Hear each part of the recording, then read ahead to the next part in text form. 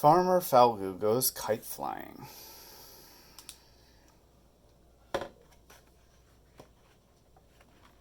kite, kite. Farmer Falgu. A perfect day, said Farmer Falgu as he cleaned his cart. For flying kites, said Ella, smiling. Let us get our kites, said Farmer Falgu, and go to the fairgrounds. They loaded the ox cart with a spool of thread, 4 kites, some lunch, and a box of odds and ends. The bells on the oxen tinkled as the wind blew softly.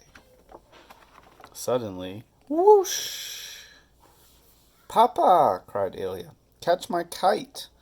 The wind had carried Ilya's kite away. Ilya's face fell. She became quiet. Don't worry, said Farmer Falgu. Choose another one. They continued on their journey as the wind gathered speed. The cart turned the corner of the sugarcane fields. Falgu, stop, called out Ahmed, the balloon man. Are you going to the fair? Asked Ahmed. Could you please give me a lift? Hop on, said Farmer Falgu. I lost my kite to the wind, Ahmed Chacha, said Ilya. You can always fly mine, said Ahmed, holding up his orange kite. The wind blew stronger. Whoosh! Catch my kite, cried Ahmed. Oh, my balloons too. The wind now carried Ahmed's kite and balloons away. They soon drifted out of sight. Don't worry, Ahmed, said Farmer Falgu. I have enough kites for all of us. Ahmed held onto his cap as the wind lashed and howled. Just as the ox cart slowed down for a herd of goats to pass, Falgu, baya, called Pushpa, the fortune teller. Are you going to the fair to fly kites? Asked Pushpa. Can I come along? Hop on, said Farmer Falgu. Look, Ilya, said Pushpa, carefully taking a kite out of her bag. It's beautiful, Pushpa Didi, but be careful, warned Ilya.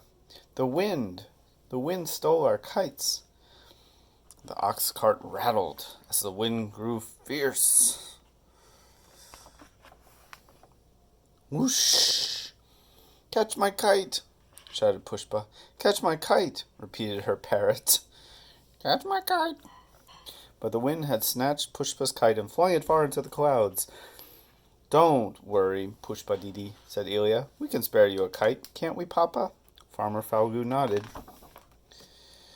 By the time the oxen waddled past millet farms and sunflower fields, the wind was raging.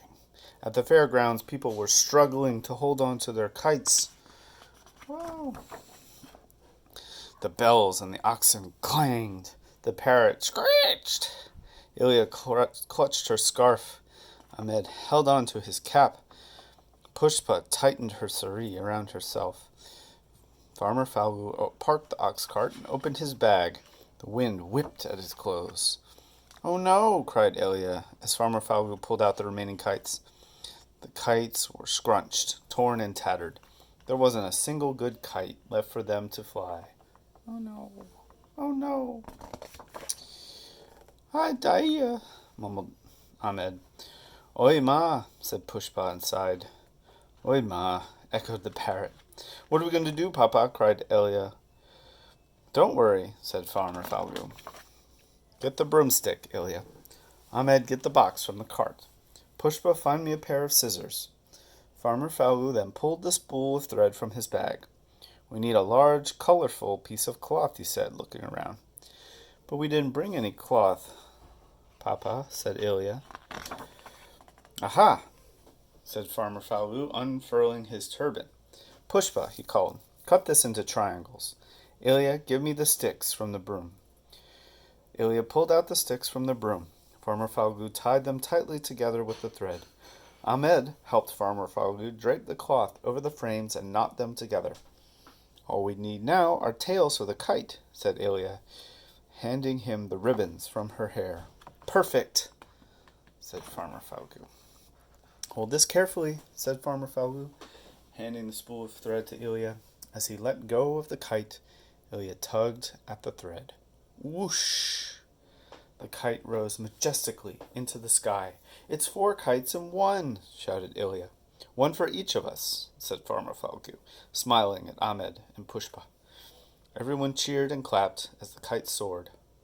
"Papa, our kite is the best in the sky," gushed Ilya. The gusty wind was now a gentle breeze, and it carried their new kite into the sky. The Kite Festival.